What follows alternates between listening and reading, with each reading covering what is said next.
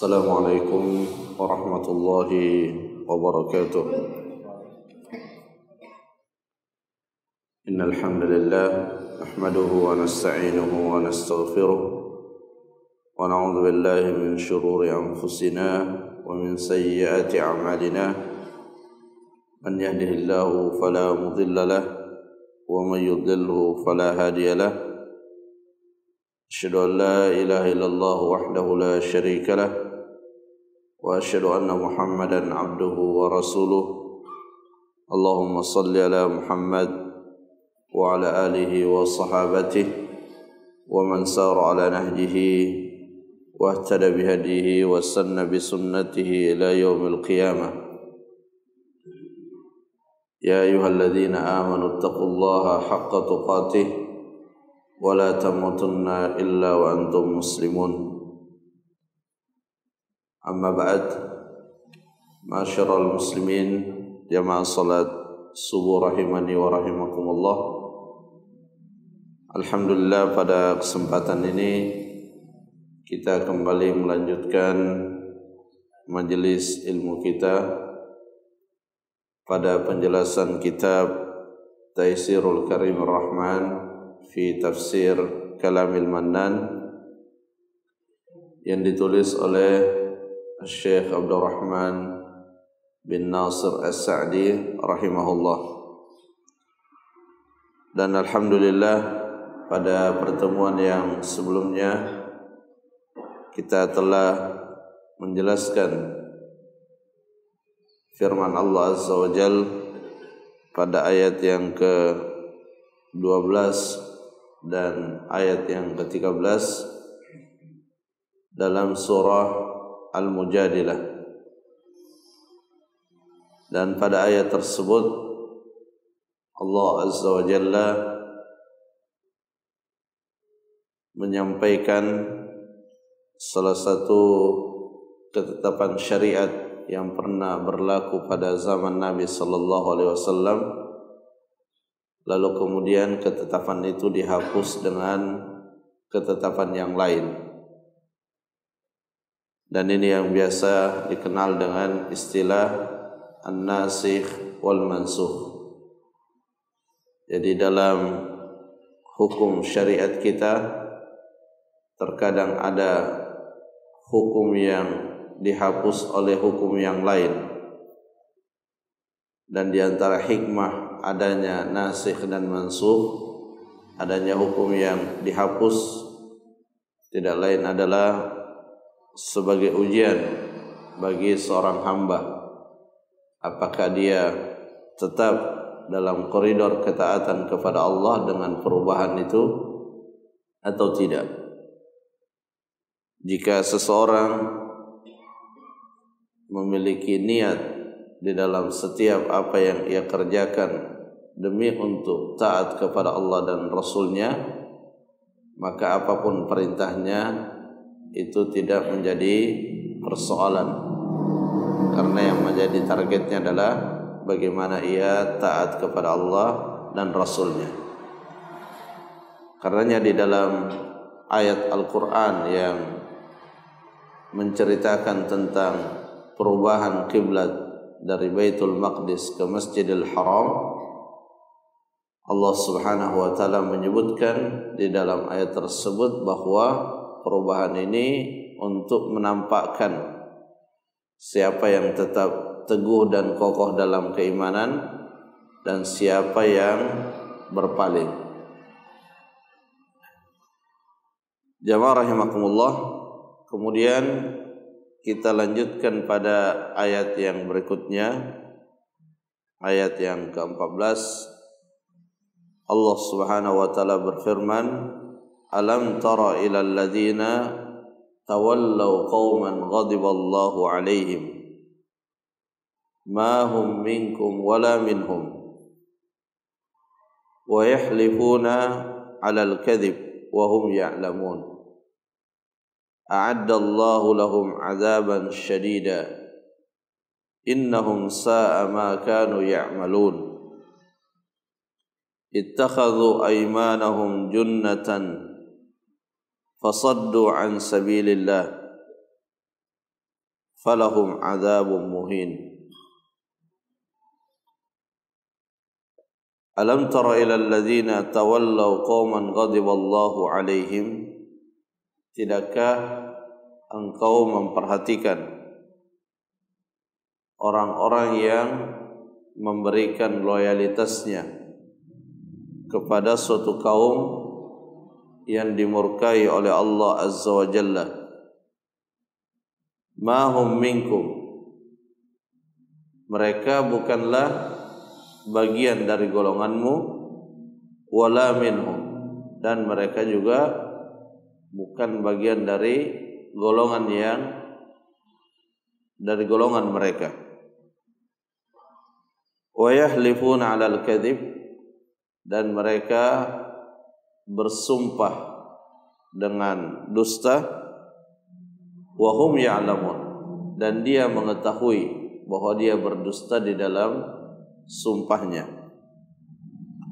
A'addallahu lahum 'adzaban syadida, Allah telah menyiapkan untuk mereka azab yang sangat pedih. Innahum sa'a ma kanu ya'malun, sesungguhnya mereka teramat buruk apa yang telah mereka kerjakan.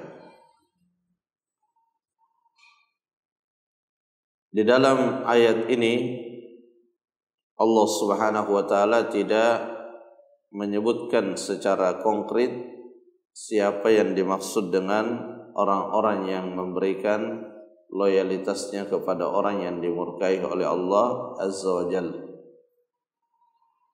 Tapi di dalam beberapa kitab tafsir, termasuk di dalam tafsir Syekh As-Sa'di rahimahullah, bahwa yang dimaksud dengan orang-orang yang memberikan loyalitasnya kepada orang yang dimurkai oleh Allah itu adalah orang-orang munafik. Dan orang yang dimurkai oleh Allah yang dimaksudkan di dalam ayat ini adalah ahlul kitab, terkhusus lagi orang-orang Yahudi. Dan kalau kita melihat pada sejarah Rasulullah sallallahu alaihi wasallam, yang mana sejarah Rasulullah itu tidak lepas dari beberapa kelompok manusia. Ada orang-orang beriman, kemudian ada orang-orang munafik, ada orang-orang musyrik, dan juga ada kalangan ahlul kitab. Dan semua golongan di luar daripada orang-orang beriman itu pada akhirnya bersatu padu untuk melawan kaum muslimin. Termasuk di dalamnya adalah orang-orang munafik. Jadi ayat ini sesungguhnya ingin menjelaskan syana'atu halil munafiqin, betapa buruknya keadaan orang-orang munafik. Apa bentuk keburukan orang munafik pada ayat ini? Yaitu memberikan loyalitasnya kepada orang-orang yang dimurkai oleh Allah Azza wa Jalla. Alladzina yatawallawna al-kafirin. Jadi ini suatu bentuk keburukan, memberikan loyalitas kepada orang-orang kafir. Dan kalau kita melihat keterkaitan hukum di dalam ayat ini, maka tentunya ini tidak hanya berlaku bagi orang munafik saja, tetapi siapa saja yang memiliki sifat ini maka juga akan kebagian keburukan sebagaimana yang didapatkan dahulu oleh orang-orang munafik. Dan perlu untuk kita pahami bersama bahwa ketika Al-Quran bercerita atau menyampaikan hal-hal yang berkaitan dengan sikap kita kepada orang-orang kafir, Di antaranya di sini sangat dicela memberikan loyalitas kepada orang kafir, dan secara otomatis itu berarti kita berlepas diri dari mereka. Aturan-aturan seperti ini sama sekali tidak bermakna bahwa kita boleh menzalimi mereka, kita boleh mencurangi mereka. Sama sekali tidak ada muatan-muatan tersebut. Oleh karena itu, kalau kita ingin melihat aturan-aturan yang ada di dalam agama Islam, maka kita tidak boleh melihat pada bagian-bagian tertentu saja, tetapi kita melihat secara menyeluruh agar kita tidak salah faham. Jadi ketika Allah Subhanahu wa taala mencela sikap orang-orang munafik yang memberikan loyalitasnya kepada orang-orang kafir, itu tidak berarti kita tidak menghargai mereka, kita dibolehkan untuk menzalimi mereka, mencurangi mereka.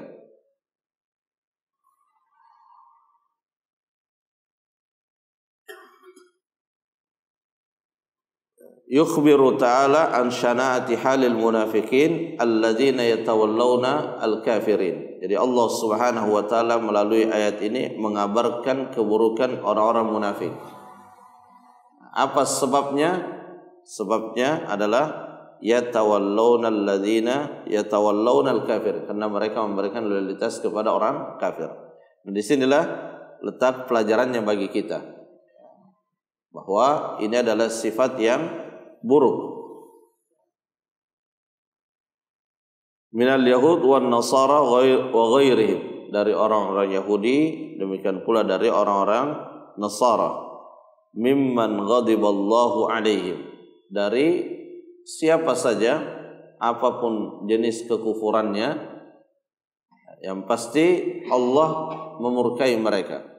Dan dalam agama kita, agama Islam, bahwa cinta dan benci kita itu harus selalu berkesesuaian dengan cinta dan bencinya Allah Azza wa Jalla.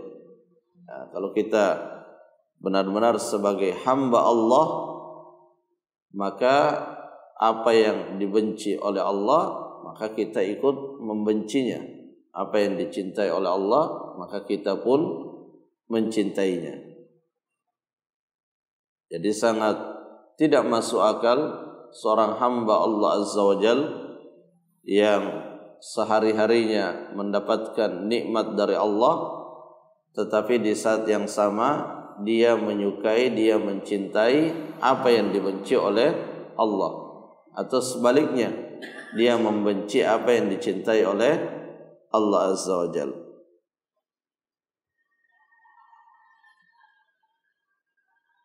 Wa nalu min la'natillahi awfa nasib, dan orang-orang yang dimurkai oleh Allah Azza wa Jal dari kalangan orang-orang kafir, apapun nama kekufurannya, mereka juga mendapatkan laknat dari Allah Azza wa Jal dengan sempurna. Wa annahum laisu minal mu'minin wala minal kafirin, dan orang-orang munafik laisu minal mu'minin wala minal kafirin. Dia tidak, jadi kalau dikelompokkan secara lebih khusus, orang-orang munafik itu adalah kelompok tersendiri. Meskipun pada hakikatnya kekufuran itu, kata Nabi SAW, millatun wahidah, itu satu jalan. Tetapi begitu dikelompokkan secara lebih khusus, maka Al-Quran membagi, ada namanya ahlul kitab, ada munafiqun, ada musyrikun. Yang menyatukan mereka adalah kekufuran, tetapi ada perbedaan-perbedaan di dalamnya. Di sini Syekh Sa'di mengatakan laisu minal mu'minin. Ya, orang munafik bukanlah orang beriman, karena mereka beriman dalam pengakuan dan penampilan saja, tetapi dalam batinnya mereka menyembunyikan kekufuran. wala minal kafirin. Mereka juga, kata Syekh Sa'di, bukan orang kafir sebagaimana kafirnya orang pada waktu itu. Kenapa? Karena mereka menampakkan keimanan. Jadi orang-orang munafik di zaman Nabi SAW itu diperlakukan layaknya orang-orang Islam. Terjaga darahnya, terjaga hartanya, segala macam. Apa yang berlaku bagi kaum muslim berlaku juga pada mereka. Makanya di dalam Al-Quran di ayat yang lain dikatakan muzabzabina baina dzalik, la ilaha ula wa la ilaha ula. Itulah realitas orang-orang munafik. Mereka terombang-ambing di antara dua sudut, ya, sudut orang-orang kafir yang jelas-jelas kekafirannya dengan sudut orang-orang beriman. Ya, mereka tidak ke sana dan juga tidak ke orang-orang beriman. Mudzabdzab, tidak jelas posisinya. Atau dalam bahasa yang mudah, ya, mereka ingin menggabungkan antara yang hak dengan yang batil. Itu adalah bibit-bibit dari kemunafikan. Falaisu minal mu'minina zahiran wa batinan lianna batinahum ma'al kuffar. Mereka bukanlah orang-orang beriman dalam tampilan dan dalam apa yang tidak nampak, lianna batinahum ma'al kuffar, karena yang tidak nampak itu mereka bersama dengan para kaum kuffar. Wala ma'al kuffari zahiran wa batinan, dan juga tidak bersama orang kafir apa yang nampak dengan yang tidak nampak. Wa hadza wasfuhum allazi na'atahumullahu bihi. Inilah sifat yang dengannya Allah mensifati mereka. Jadi Allah Azza wa Jalla menjelaskan sifat orang-orang munafik dan diulang-ulang di dalam Al-Quran. Itu tidak lain agar kita berhati-hati dari sifat itu. Dan diantara surah yang sangat lengkap menjelaskan sifat orang-orang munafik itu adalah surah At-Taubah. Bahkan ada di antara nama daripada surah At-Taubah itu adalah suratul Fadhihah, surah yang menyingkap, ya, aib daripada orang-orang munafik. Makanya dalam surah At-Taubah ada beberapa ayat yang diawali dengan wa minhum, dan di antara mereka. Ya, di antara mereka itu selalu mengarahnya kepada orang-orang munafik. Sampai-sampai orang munafik pada zaman Nabi SAW itu sangat khawatir, jangan-jangan nama-nama kita akan disebutkan di surah ini. Ya, tetapi sampai akhir tidak ada yang disebutkan satu orang pun dari nama mereka. Tetapi yang disebutkan adalah sifatnya, perilakunya, ya, amalannya dan perbuatannya.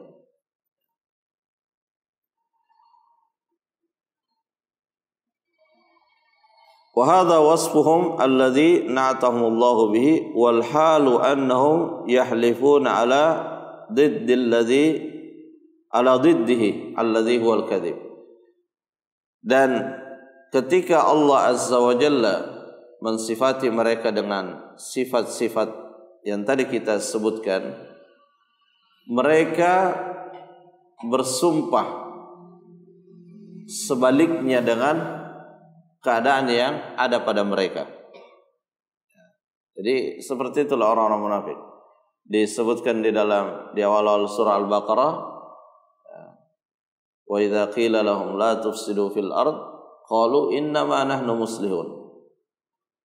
Jika dikatakan kepada mereka jangan melakukan kerusakan di muka bumi, maka mereka mengatakan, tidak, kami tidak melakukan kerusakan, kami justru melakukan perbaikan. Jadi selalu yang sangat khas pada mereka itu adalah menyatakan sesuatu yang bertolak belakang dengan keadaan yang ada pada mereka. Di dalam surah Al-Munafiqun, qalu nashhadu innaka la rasulullah. mereka menyatakan bahwa nasyhadu innaka la rasulullah wallahu ya'lamu innahu la, dan Allah mengetahui bahwa betul Nabi Muhammad adalah Rasulullah. Tetapi orang-orang munafik itu berdusta di dalam ucapannya. Jadi disinilah ya, kedustaan inilah yang merupakan sifat yang sangat mempengaruhi perilaku-perilaku mereka yang lain. Makanya ketika Nabi SAW menjelaskan tentang ciri mereka, banyak ciri mereka, tapi ada 3 yang disebutkan. Dan yang paling pertama disebutkan adalah idza haddatsa kadzaba. Kalau dia berbicara, maka dia berdusta. Hanya berdusta ini adalah sikap yang sangat, perilaku yang sangat berbahaya. Jadi dia tidak berhenti pada dusta di bagian tertentu, tapi dia akan menjadi karakter yang akan menyertai dalam semua bagian sampai pada urusan-urusan yang berkaitan dengan akidah. Makanya Nabi SAW mengatakan iyyakum wal kadzib fa innal kadzib yahdi ilal fujur. Hati-hati dengan kedustaan, karena kedustaan itu akan mengantarkan kepada keburukan.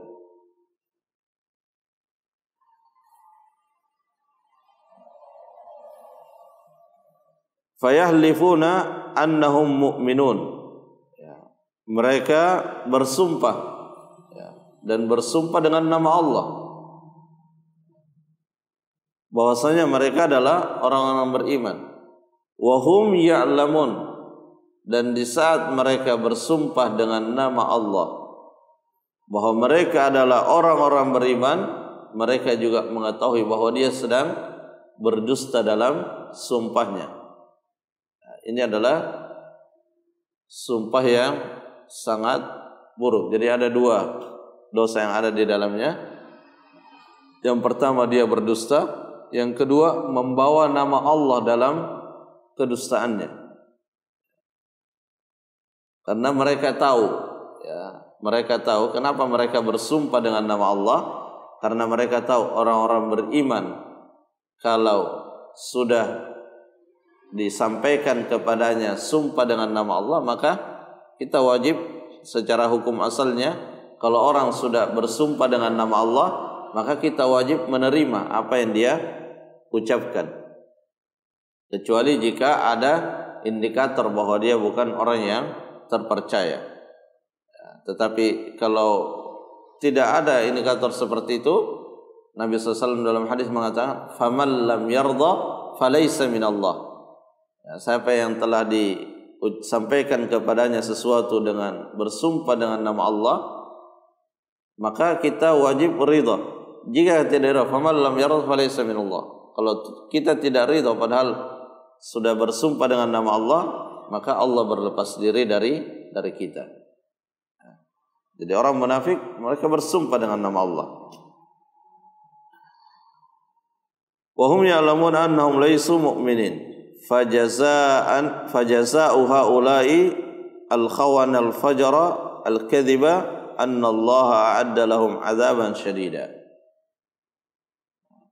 Karena melihat pada perbuatan mereka yang sangat buruk, dan al-jaza'u min jinsil amal, dan balasan itu selalu berbanding lurus dengan perbuatan yang dilakukan, maka Allah Azza wa Jalla di dalam ayat selanjutnya menyampaikan annallaha a'adda lahum 'adzaban syadida.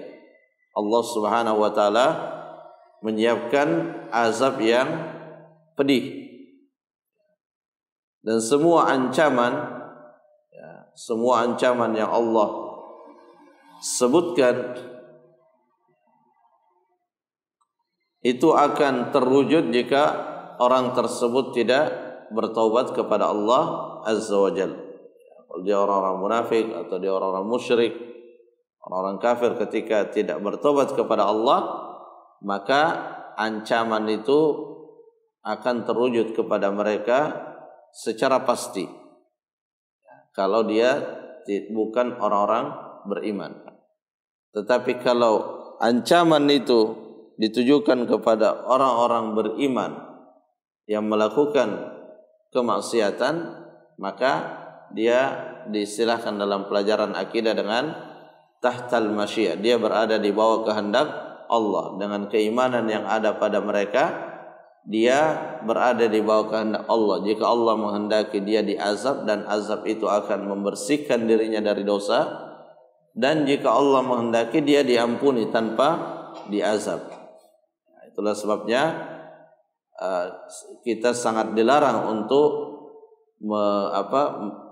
mengkafirkan orang-orang yang melakukan perbuatan dosa-dosa besar.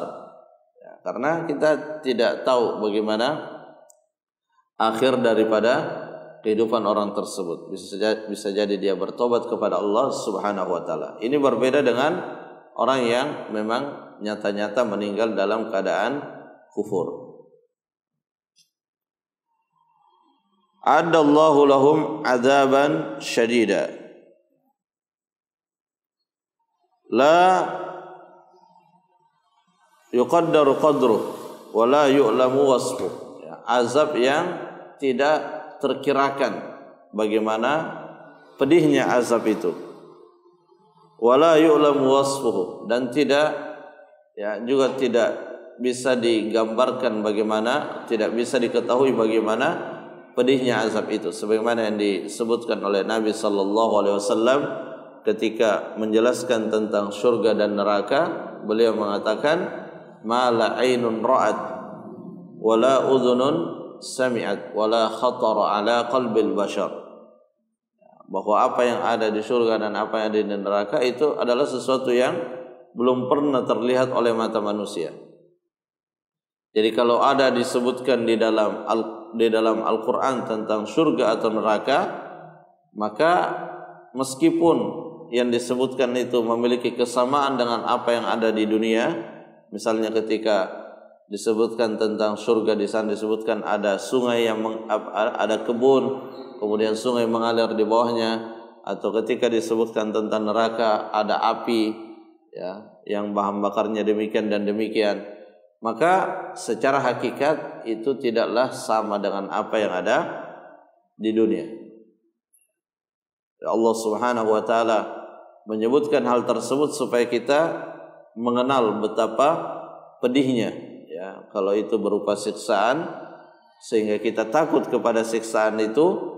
Dan jika itu adalah kenikmatan, supaya kita memiliki harapan untuk meraih kenikmatan tersebut. Innahum sa'a ma kanu ya'malun.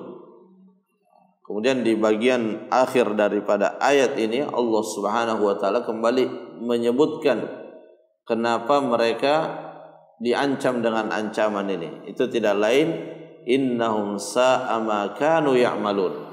Sesungguhnya dahulu mereka ketika di dunia, mereka sangat buruk amalannya.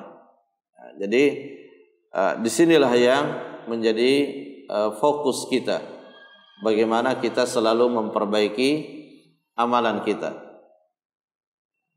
Karenanya di dalam Al-Quran itu berulang-ulang disebutkan amanu wa amilus salihat, beriman dan beramal soleh.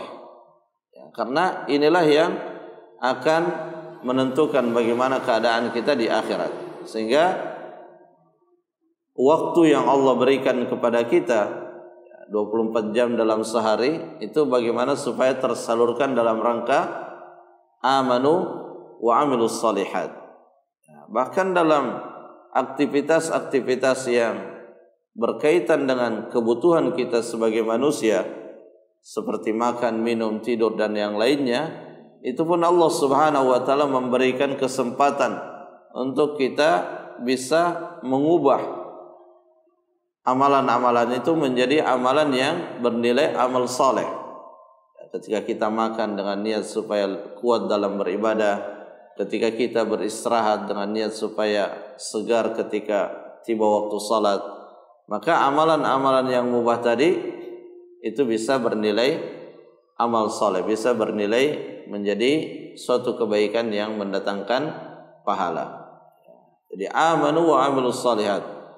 Iman itu akan benar kalau selalu terjaga dari hal-hal yang berbau kesyirikan.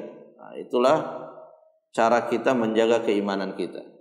Kemudian amal soleh itu kalau kita selalu mengacu kepada apa yang diajarkan dan dicontohkan oleh Nabi Sallallahu Alaihi Wasallam. Jadi sederhananya di dalam kita menjalankan agama ini pada dua sisi itu. Bagaimana supaya kita menjaga keimanan kita dari segala bentuk kesyirikan, dan yang kedua bagaimana supaya amalan yang kita lakukan itu sesuai dengan apa yang dituntunkan oleh Nabi Sallallahu Alaihi Wasallam. Itu kaidah mudahnya bagaimana supaya kita selamat dalam beragama. Karenanya itu diulang-ulang terus di dalam Al-Quran. Jadi tidak semua orang Islam bisa belajar secara mendetail tentang urusan agama, tetapi Al-Quran memberikan kepada kita kaidah-kaidah yang insya Allah semua level dalam internal kaum muslimin itu bisa memahami bahwa tugas kita sebagai seorang muslim itu adalah amanu wa amilus shalihat. Amanu, jaga iman, jaga akidah dari segala bentuk yang bisa merusaknya berupa kesyirikan. Kemudian amilus shalihat, jaga amalan, bagaimana supaya amalan itu selalu sesuai dengan apa yang datangnya dari Rasulullah SAW. Karena tidak ada amal soleh kecuali yang dinilai sebagai amal soleh oleh Rasulullah SAW. Karena beliau yang ditunjuk oleh Allah untuk menjelaskan kepada manusia yang mana amal soleh dan yang mana bukan amal soleh. Jadi tidak mungkin ada amal yang dinilai amal soleh oleh banyak manusia, tetapi Nabi tidak pernah melakukannya. Itu suatu hal yang tidak mungkin. Jadi Nabi SAW sebagai acuan kita, uswatun hasanah kita di dalam melakukan amal soleh. Dan ketika kita mencontoh Rasulullah dalam melakukan amal soleh, itu kita tidak mencontoh pada bagian tertentu saja, tetapi kita mencontoh dari awal sampai akhirnya. Jadi jangan sampai hanya di bagian tertentu, oh ini sesuai dengan sunnah Rasulullah, tapi dalam tata pelaksanaannya, dalam waktu pelaksanaannya, dalam hal di mana dilakukan, dalam hal jumlah kalau itu berkaitan dengan jumlah, tidak mengacu kepada apa yang dicontohkan oleh Rasulullah, maka juga pada akhirnya tidak akan menjadi amal soleh. Jadi mencontoh Rasulullah itu harus secara utuh. Nah, kalau seperti itu dalam kita menjalankan agama, maka insya Allah akan terwujud ya, amanu wa amilus shalihat, sehingga kita selamat di dalam praktek beragama kita. Jamaah rahimakumullah, kini yang bisa disampaikan semoga bermanfaat. Wallahu taala a'lam bissawab. Subhanakallahumma rabbana wa bihamdik, asyhadu an la ilaha illa anta, astaghfiruka wa atubu ilaik. Assalamualaikum warahmatullahi wabarakatuh.